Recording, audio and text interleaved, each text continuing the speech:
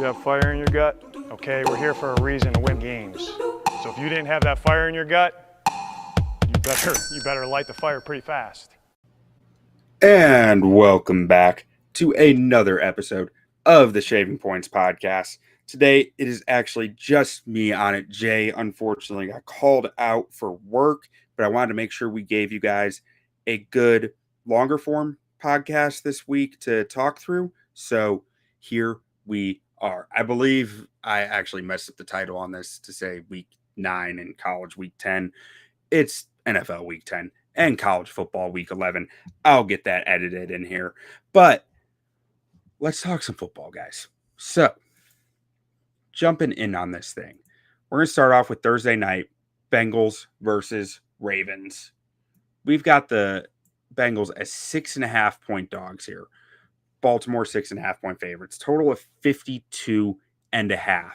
And on this one, like, my initial thoughts are to like the over. Cincy is a team who we know can score. Baltimore has been far from a dominant defense this year. Like, I'll pull up numbers and stuff as we go through this, but let's see here. Let's take a look at what the Ravens have done lately.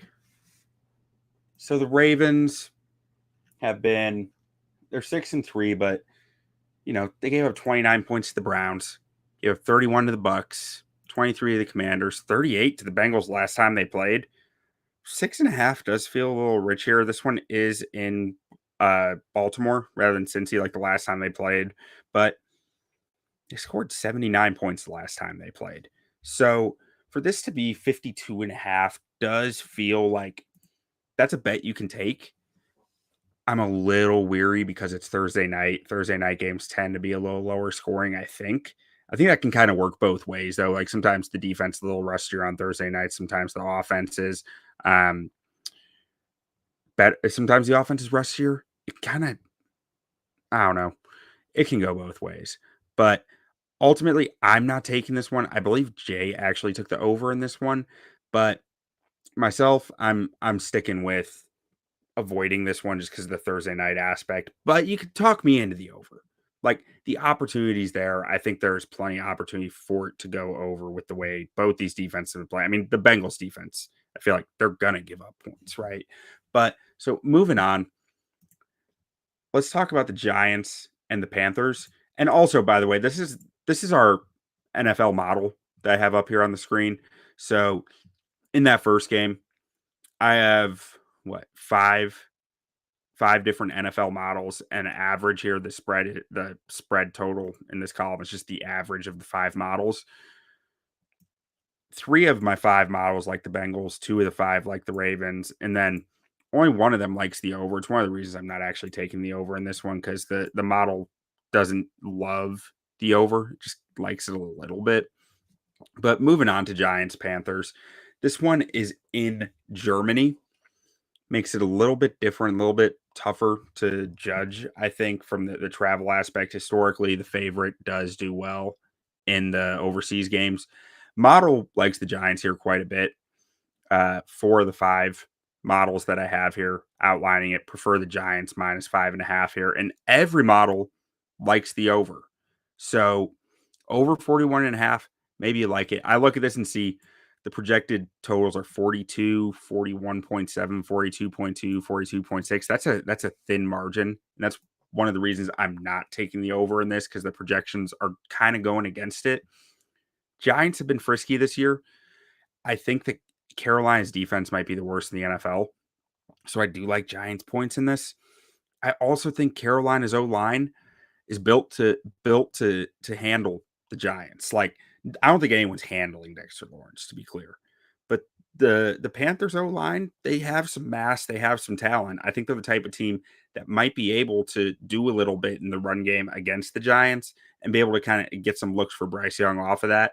Ultimately, I'm staying away. I just don't trust the Panthers offense at all, and I really don't trust the Giants offense at all. So while I'm trying to talk myself into the over, I can't reasonably do it. Next up, we have the Patriots going to Chicago. Model loves the Bears here. Bears got off to a hot start, right? Like, they were what, 4-2 to start the year, and I'm not sure if that's where you can realistically say they are right now. Like, the numbers are gonna love the Bears right now, but the reality is they have sucked for the last 2 games. They really struggled to put up points against a bad Commanders team, and they just got whooped up and down the field by the Arizona Cardinals. So I'm not sure how much I actually trust the numbers with this one. Now, the Patriots, they've been a little feisty. Drake May's in there. Drake May's doing some nice stuff. A lot less talent around Drake May than the other rookie quarterbacks, but he's doing his thing, right? I think this is a game that the Patriots might be able to cover this. There's, I don't know, they might, any range of outcomes really feels possible in this game because the Bears have been playing so badly. Feels like stuff's just about to break within the Bears organization, but also there's so much more talented than the Patriots. But they just lost to 2 teams who I think the Bears have more talent, more like proven talent and draft investment on their roster than the Cardinals do or the Commanders do. And they lost both those games. So like I can't sit here and say talent is going to win, going to make this work. I'm avoiding this game because of that.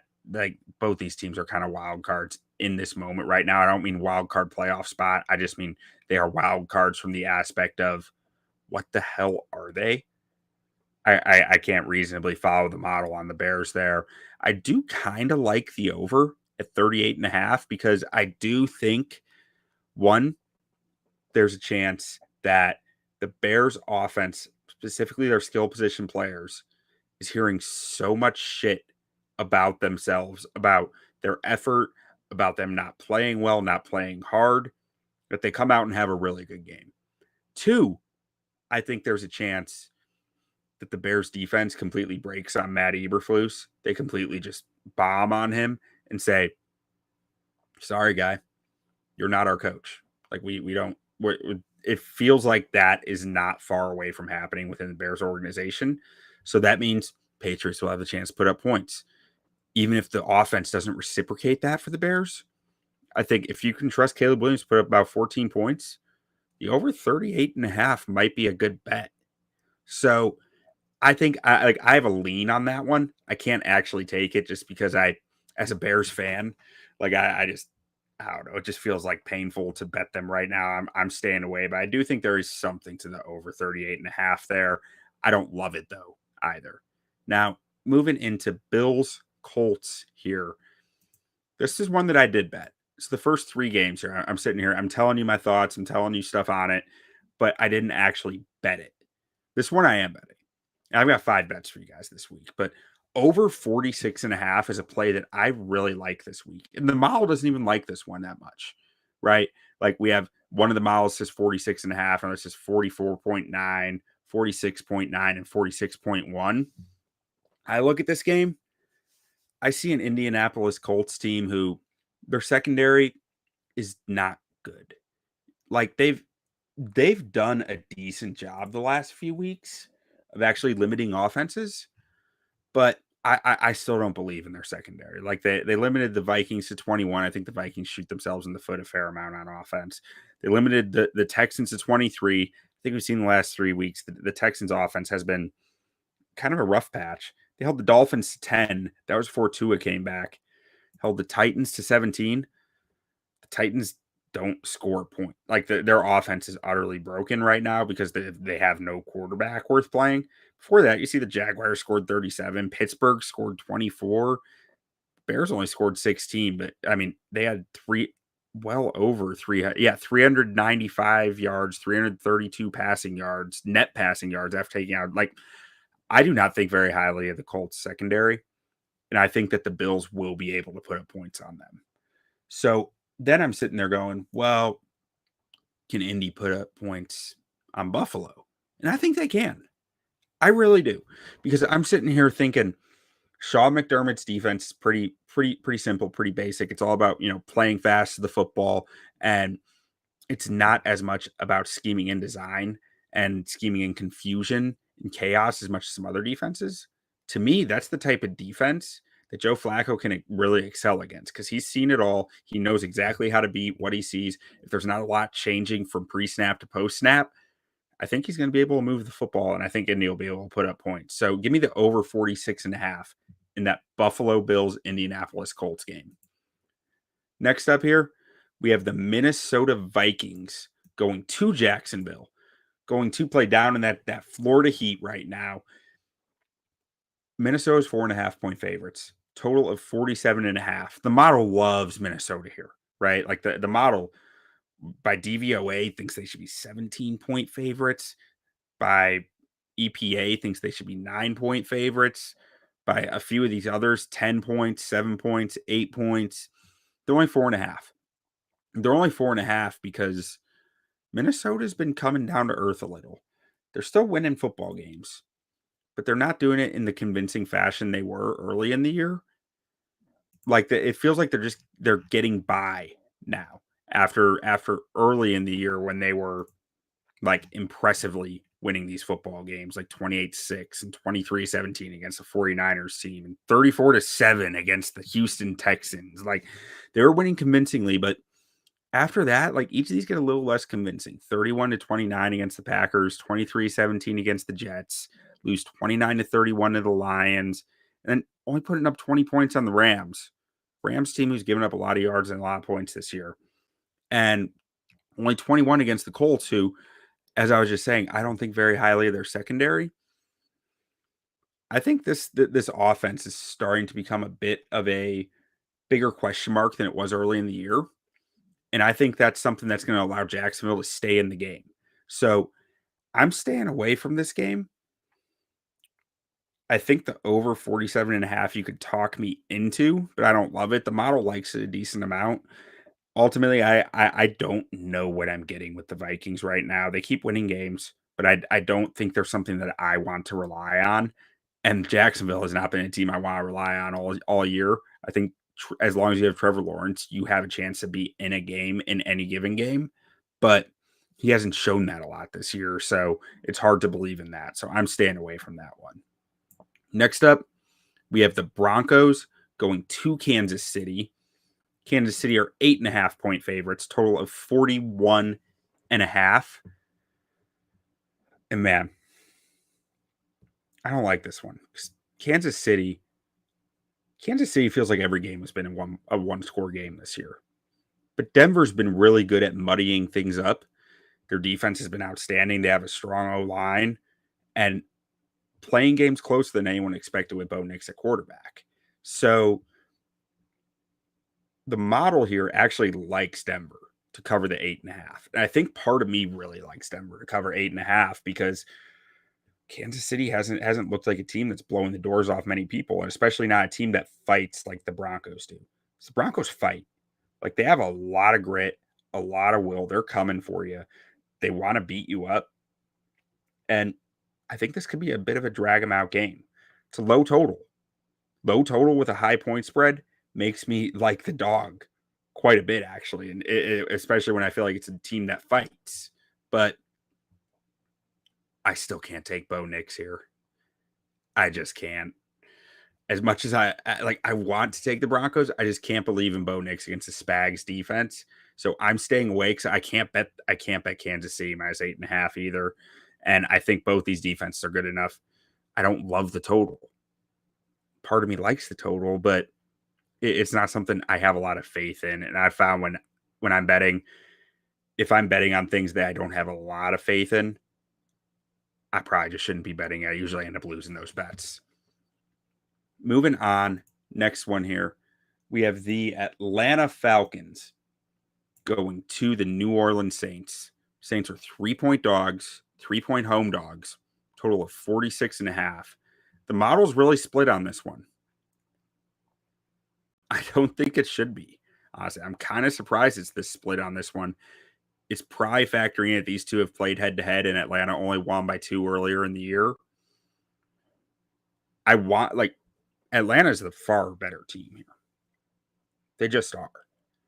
Talent-wise, age-wise, like the New Orleans roster has gotten old real fast. Real slow, I guess. I feel like they've been old for like 4 or 5 years now, but they kept getting by with it. cracks are starting to show now. Atlanta is a much more talented team,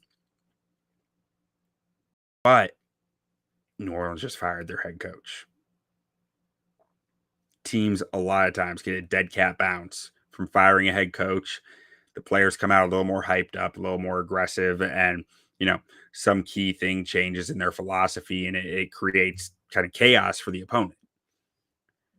You combine that with the nastiness of this Falcons-Saints rivalry, and anyone who's not familiar with this, these two teams hate each other. Like, I'm a Bears fan. I hate the Packers. I like to believe that the Bears players hate the Packers. They might not. The Giants or the Eagles, they probably dislike the Cowboys, right? Eagles, Cowboys, it's a rivalry.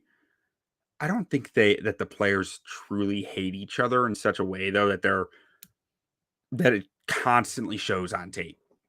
This offseason, in our team previews, I was going and watching the Falcons Saints games from last year.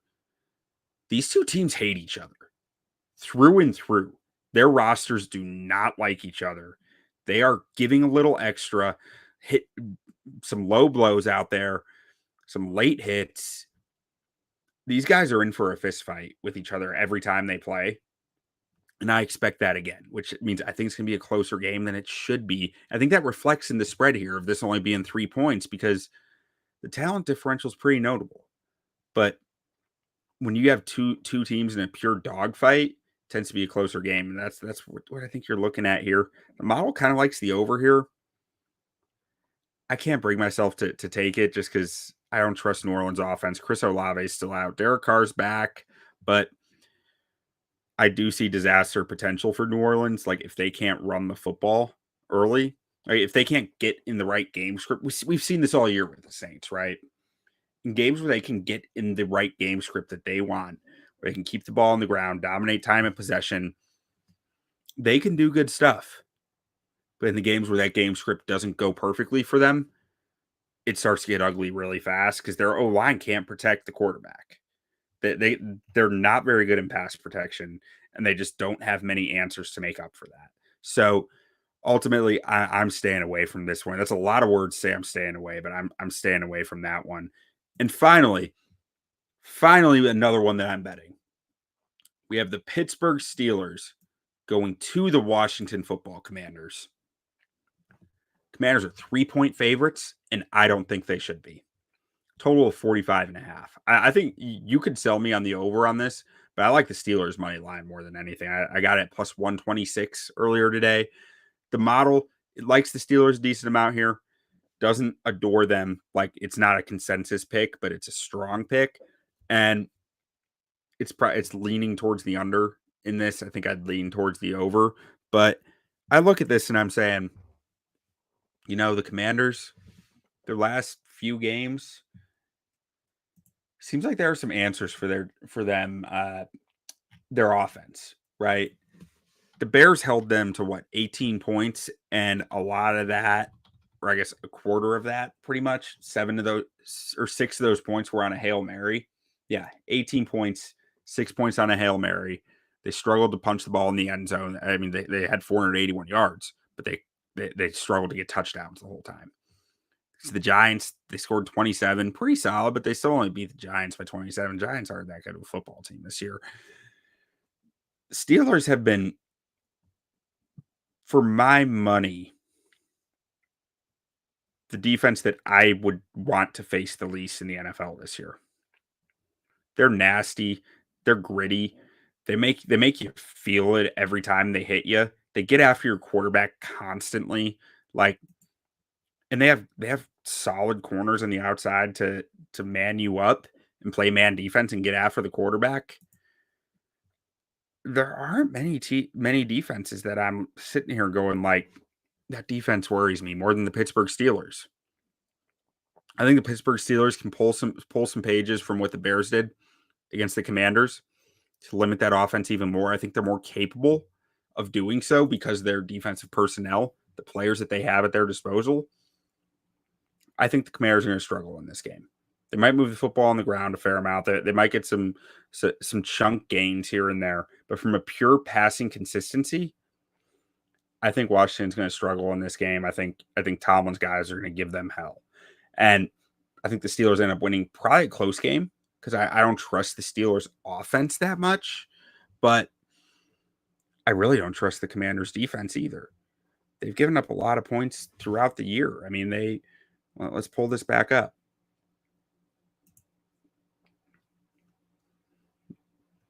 Like 22 to the Giants.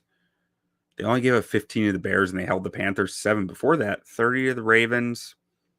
Brown. I mean, they held the Cardinals down. So maybe I'm being a little hyperbolic here, but like, I don't know. I don't think part of this is bias on my part. It's what's the word? My initial opinion bias, I guess.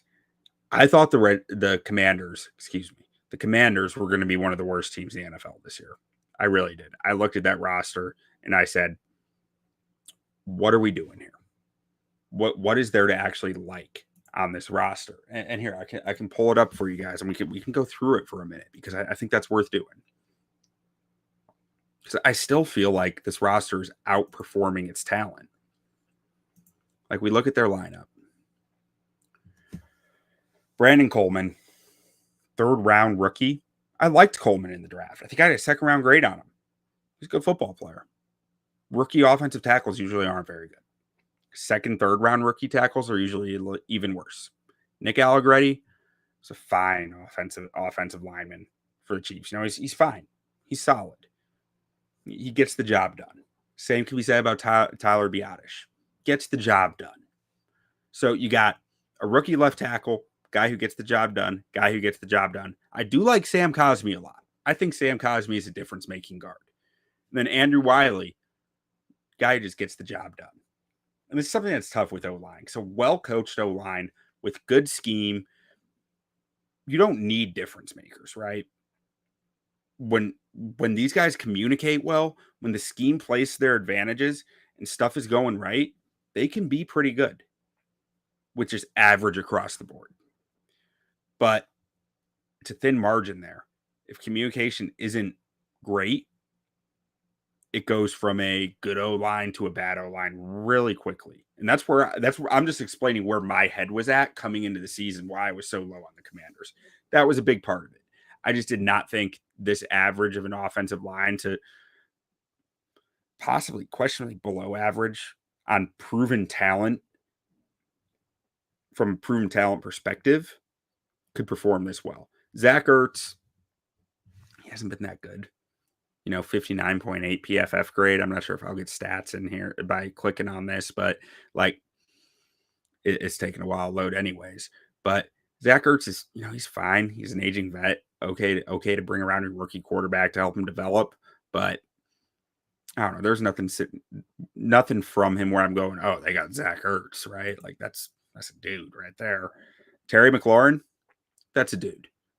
So far in this offense, got Sam Cosmi and Terry McLaurin I can hang my hat on. Outside of that, like Diami Brown, Luke McCaffrey, rookie from Rice, I believe. Austin Eckler. I like Brian Robinson. I'll even let you hang your hat on Brian Robinson. I just didn't think that was enough, though. I didn't think Terry McLaurin, Sam Cosmi, and Brian Robinson were enough outside of quarterback for me to be really confident in this offense. Jaden Daniels has been the difference maker, though. And hats off to Cliff Kingsbury.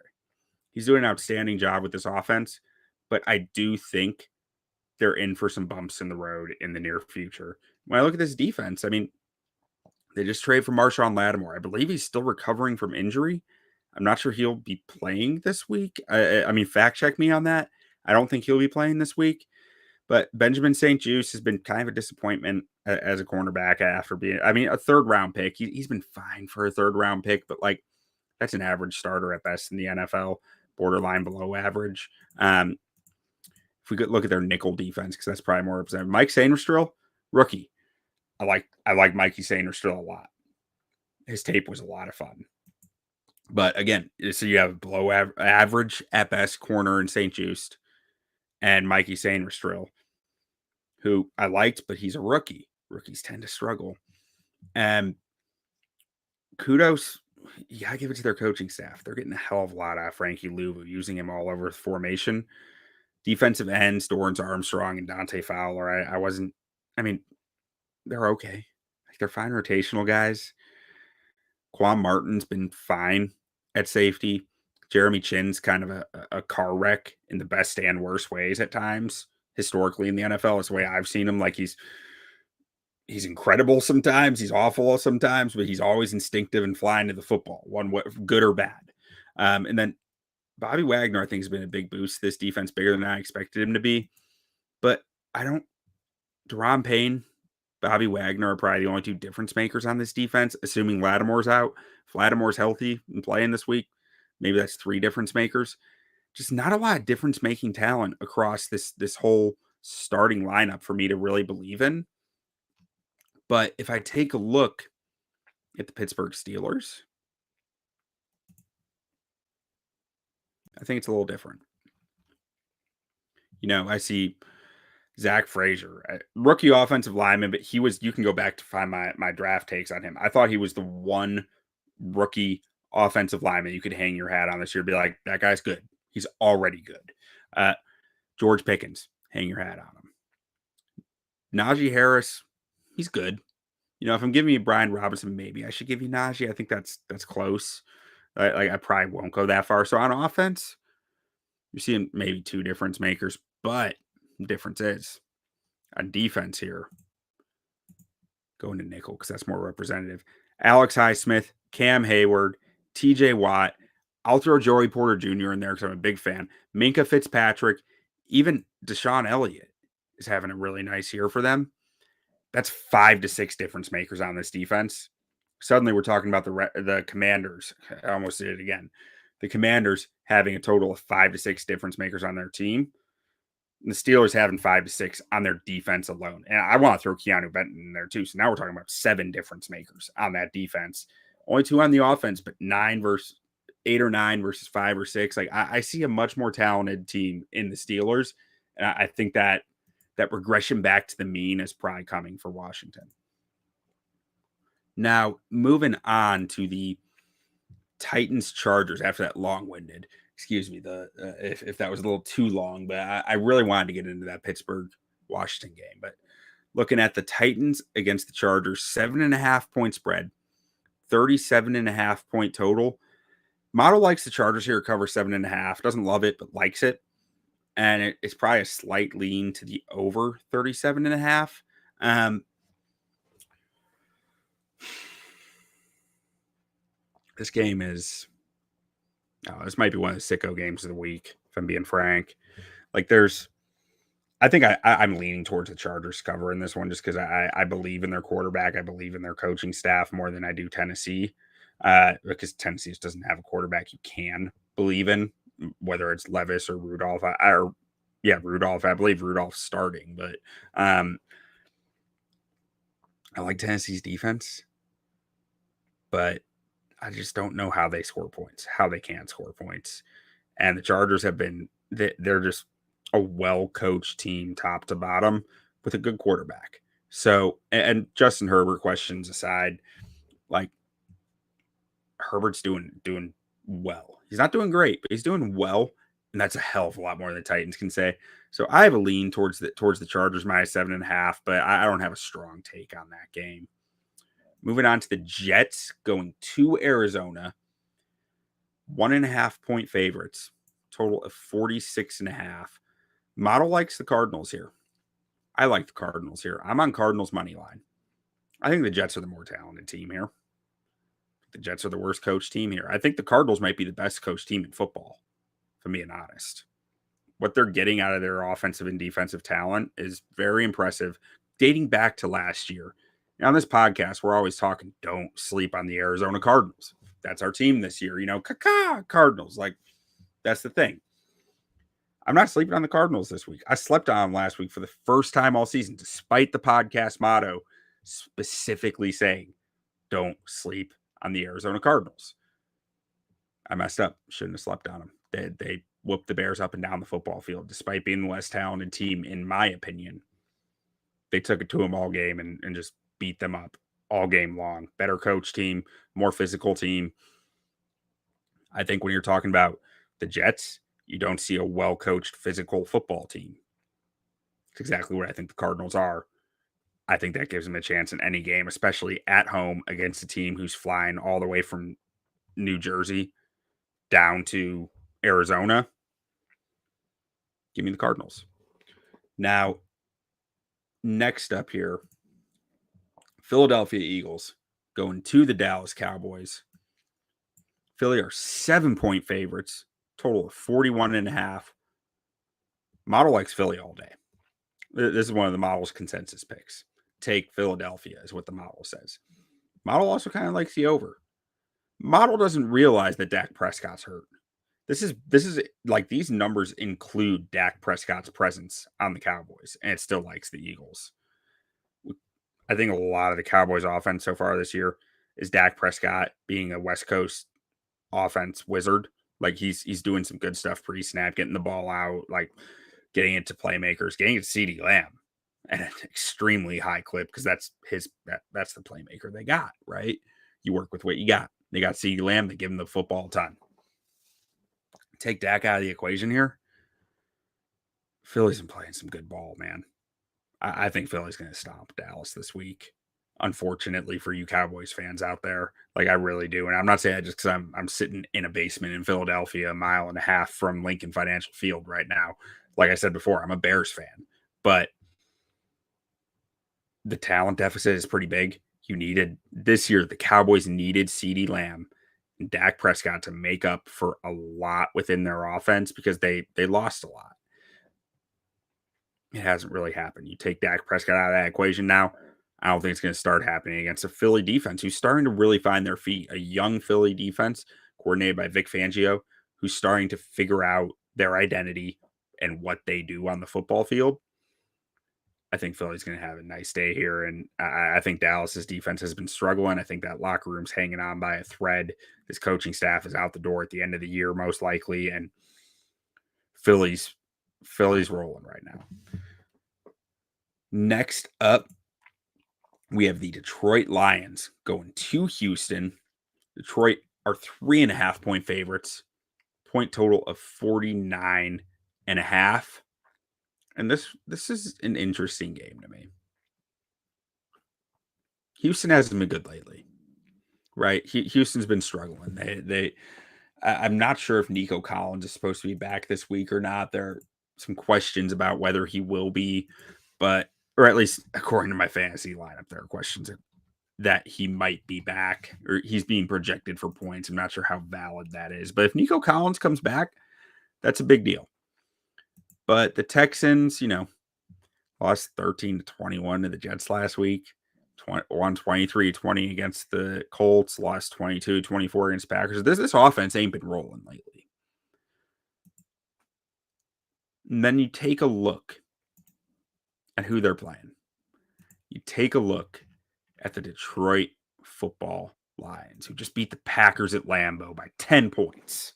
Destroyed the Titans in Detroit. Beat the Vikings by 2 points, 31-29. End-to-end game, start to finish, took everything they had, destroyed the Dallas Cowboys by 38 points. But then you realize, they have not thrown for 200 yards across their last two games. Against the Titans, they only had to throw for 61 yards. Against the Packers, they only had to throw for 137. Going into Brian Windhorse mode, like just swinging my fingers all over the place. Conspiracy time. I like the Texans money line here. I'm sprinkling it. Like I'm not putting a full unit on it, but say a half unit on Texans money line. Because I'm sitting here looking at this going, Lions might be a little rusty. They've barely thrown the football the last two games. Your boy Jared Goff Your boy Jared Goff has thrown the football 37 times over the last 2 games. Not much, right? He hasn't been asked to do a lot. He hasn't been asked to process all that much. You're gonna have D'Amico Ryans throwing the house at this guy as far as from a schematic standpoint, from a having to process standpoint. Jared Goff's a good quarterback. He can process, but he might be a little out of practice after the last few weeks.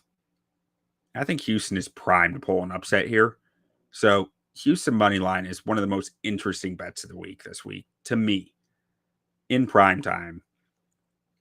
I think it just fits that this Houston team has been struggling lately. They're kind of up and down, and then suddenly they upset the kings of the NFL right now, the Detroit Lions, who are the unbeatable, unstoppable force. Teams are rarely an unstoppable force for long. Detroit's been sitting in that spot for about 4 weeks now. There's going to be a swing where they come back down. That doesn't mean they won't come back up. But I think there is a swing coming that's going to be a bit of a downswing for them. Last game of the week, Monday Night Football. You have Tua Tagovailoa and the Miami Dolphins going to LA. Mike McDonald playing against or coaching against his mentor. Or not his mentor. I'm sorry, he was a Shanahan guy. But coaching against someone from the same tree. Sean McVay, 2 explosive offenses. Tyreek Hill ain't done jack this year, right? Tyreek Hill's been nothing this year. It's got to be coming though, guys. The guy's still really fast. The Rams' defensive backs are still not good. I think both these teams put up some points.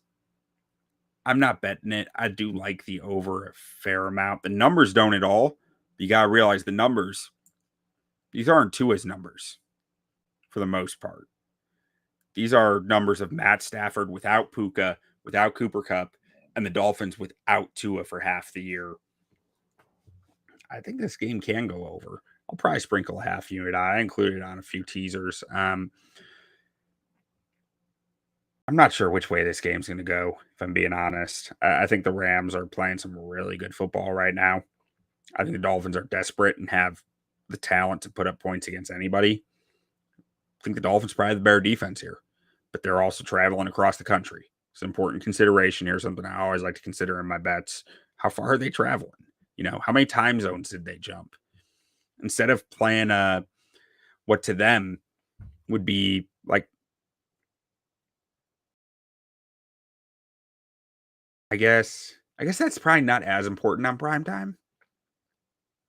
Because at 8 p.m. kickoff on Eastern would be like a 5 p.m. kickoff. So it's probably not as important on prime time. But I still do think that travel aspect does matter here. If I have a lean here, it's to the over. But I'll also probably put a slight lean on the Dolphins money line on this one. And another thing I want to touch on, I think there are outside of that final game. This week, I think you have a real opportunity to tease a bunch of plays up, right? A bunch of dogs. I think a 6-point teaser can work for Cincinnati. Tease those suckers up to 12.5. You think Cincy's not going to cover 12.5? They're putting up points. You think the Giants are good enough to cover 11.5 points against the Panthers? I don't. So tease Carolina up to 5.5. I think that makes sense. I think you could consider New England plus 6.5. Teasing that up to 12.5. I'd probably avoid a teaser on Buffalo Indy. Same with Minnesota Jacksonville. Or actually, I might do Jacksonville tease from 4.5 up to 10.5. I think there's potential there. I think Denver teasing them from 8.5 to 14.5. Kansas City is not. They've been in a lot of one-score games this year. I mean, let's take a look at this.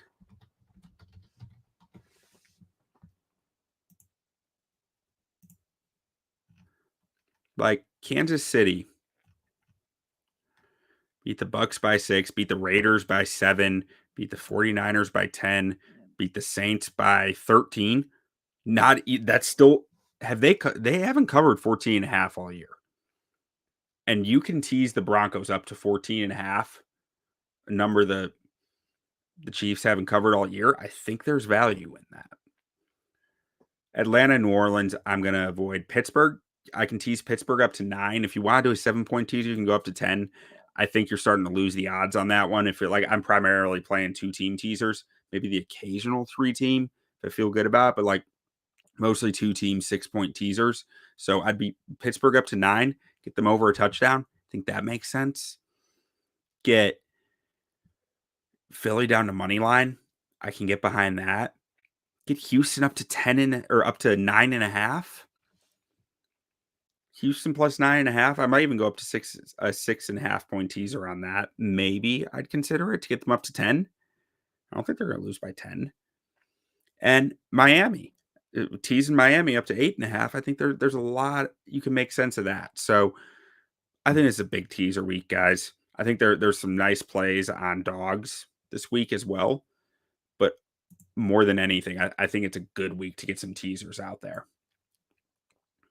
And then I can also give you guys my college football plays for this week while we're at it. So I've got Oklahoma at Mizzou. Give me Mizzou minus 1.5. I just think Mizzou's a talented football team, and Oklahoma has been a disappointment pretty consistently the last 2 years, really, since Lincoln Riley left.